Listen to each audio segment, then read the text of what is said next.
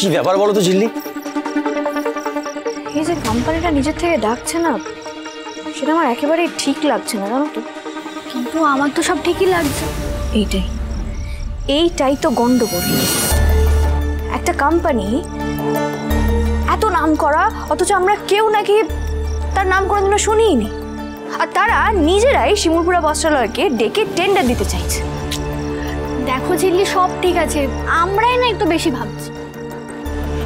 না তো তুই কি জানো তো, পর এই বাড়িতে যা কিছু ঘটে গেল না, রিঙ্কির বিয়েটাকে কেন্দ্র করে যা যা ঘটনা ঘটলো, তারপর তোমার সাথে যা হলো, আমি আর এখন কোনো কিছুতেই ভরসা করতে পারছি না। কিন্তু ঝিল্লি, সেসবের পেছনে তো খেয়ালই ছিল। কিন্তু এখন সেও তো পালিয়েছে। হ্যাঁ, কিন্তু সেই ম্যাডামের বিশেষ নেটওয়ার্কের সব প্রোফাইল তো আমরা চেক করেছি, সবই ঠিক আছে।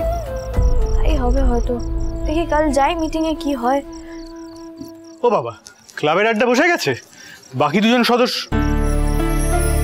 রিজুকেও তো দেখছি না। মেজদা ভাই বলছি তুই ঘুমো না, আমরা যাচ্ছি। এই তুদুল, তুই কখন থেকে বলছি চল এখান থেকে। আরে চল। তুমি কোথায় যাচ্ছ?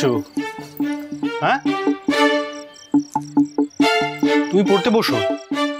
এত সারাদিন বকবক করেন, এটা জানেন না যে রাত্রিবেলা পড়তে বসলে মস্তিষ্কের চাপ পড়ে? মস্তিষ্কে চাপ কেন? তোমার কি শিশুর মস্তিষ্ক নাকি যে চাপ পড়বে? ওই যে বলেছি না, তোমার 3টে হাত, ডান হাত, বাঁ হাত আর অজুহাত। বাজে কথা না বলে পড়তে বসো। শুনুন, বলছি আমার না একটা প্রজেক্ট আছে। ইভিএস তো এখন কম্পালসারি করে দিয়েছে, ইভিএস এর একটা প্রজেক্ট করতে হবে। হ্যাঁ, তো সেটা আমি হেল্প করে দেবো তোমায়। তো আগে বলতে পারছি। আচ্ছা, তুমি তো শিমুলপুরার হাওয়া বাতাস নিয়ে তো একটা প্রজেক্ট করতে পারো, জল নিয়ে করতে পারো, সেটা তো আমি হেল্প করে দেবো। আর আমি বলছি তোমাকে, এই ধরো তুমি